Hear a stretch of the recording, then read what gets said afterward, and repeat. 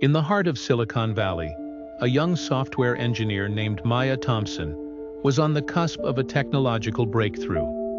Maya was not your average coder.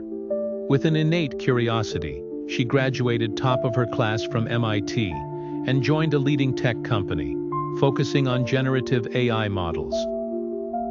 Generative AI had recently made headlines for its potential to generate text, images, and videos.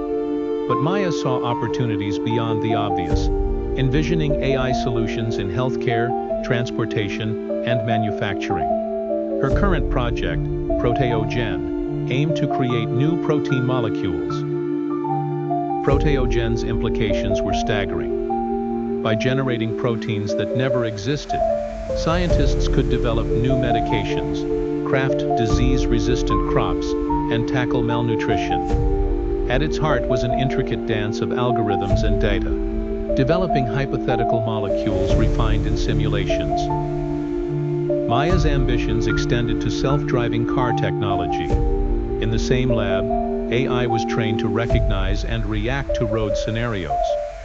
Maya integrated generative AI with this technology, generating new traffic scenarios for AI to solve, akin to rehearsing for endless possibilities.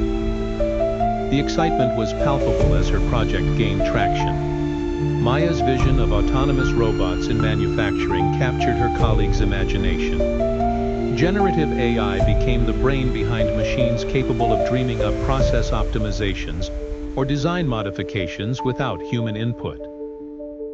These robots could anticipate production slowdowns, resource shortages, or design flaws. Maya was fascinated by machines that worked tirelessly and thought outside the box to maximize efficiency.